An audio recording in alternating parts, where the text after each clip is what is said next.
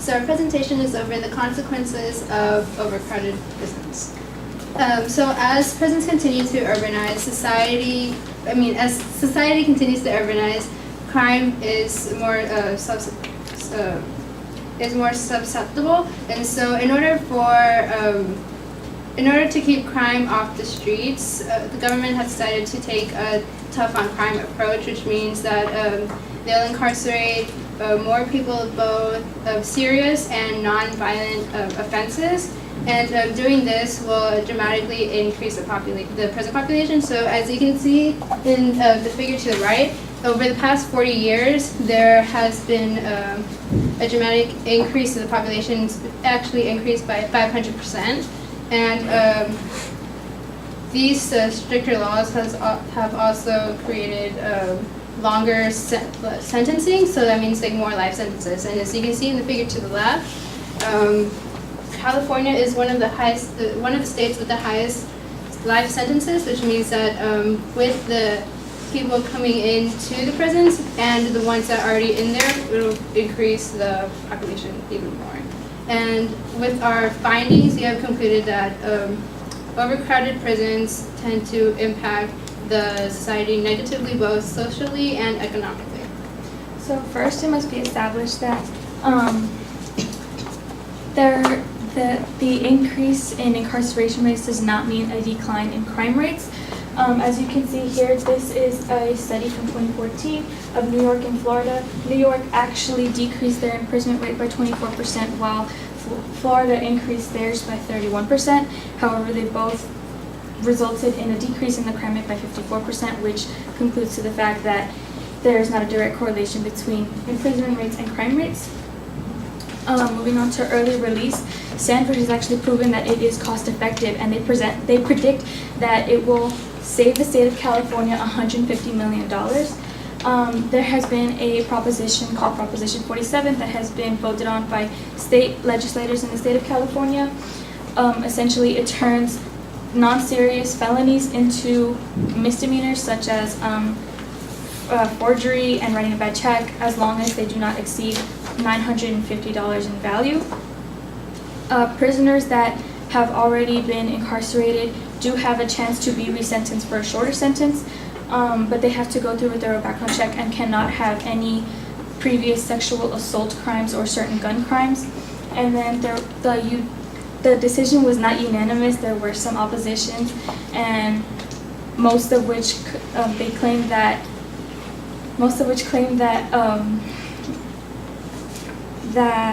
anyone released that was already incarcerated due to drug possessions or any drug-related crimes, once they were released and back on the streets, they would need a way to feed their habit and go back to committing crimes in order to gain the money to fulfill that habit.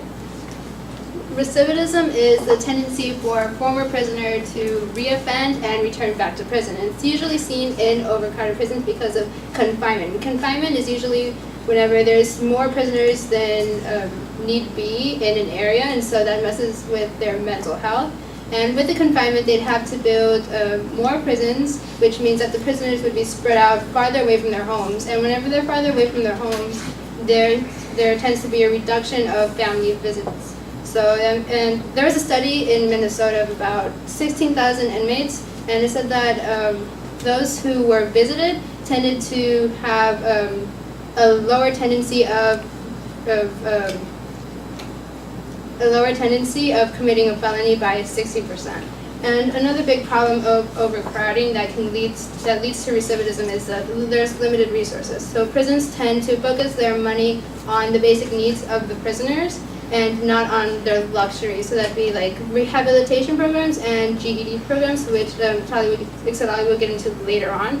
But without those programs, there'd be no support for them in society because they won't be fit enough to survive. So they'd end up homeless and jobless.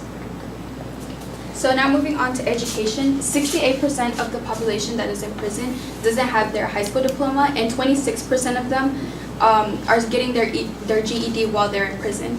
So for those that have their high school diploma, they're kind of at an advantage because statistics have shown that their sentences are 1.4% shorter.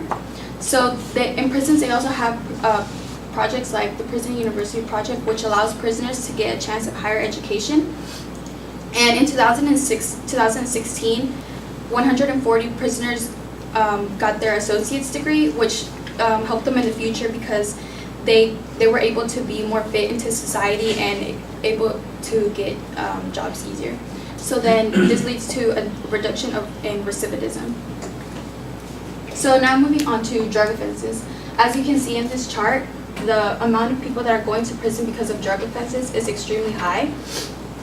And 80% of prisoners have a history of drug abuse, and 50% of them are clinically addicted. That means that they need rehabilitation.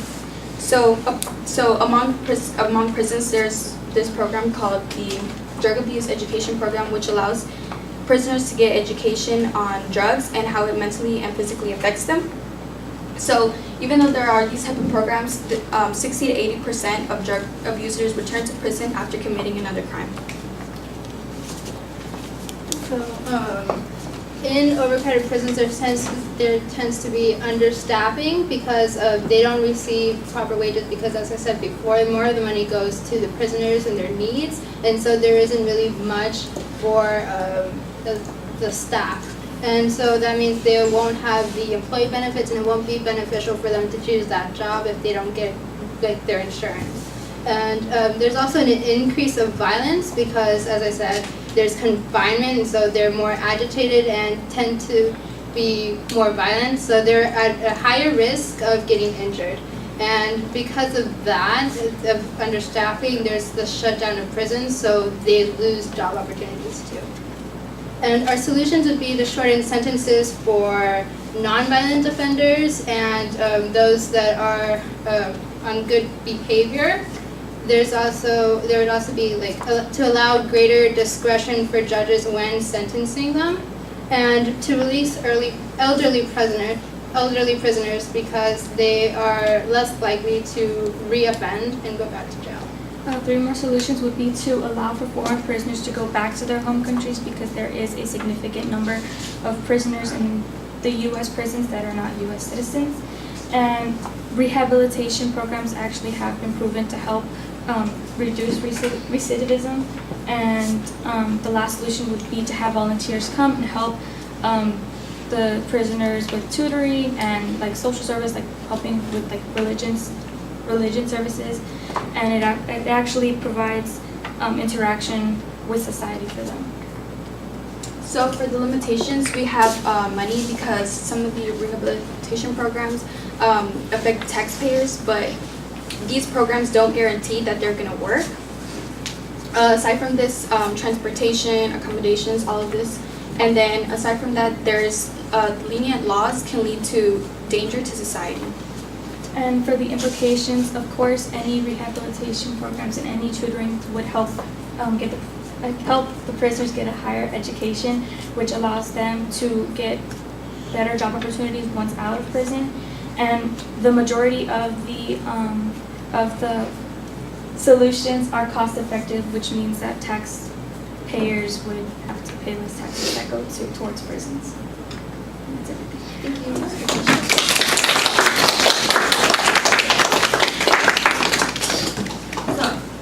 I have a couple of questions.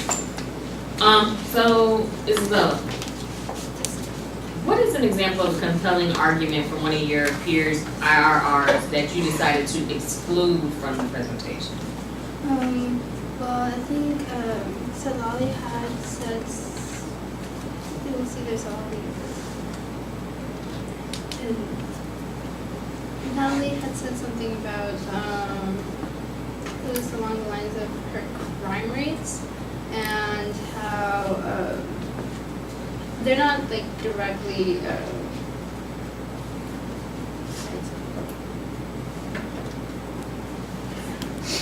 Okay.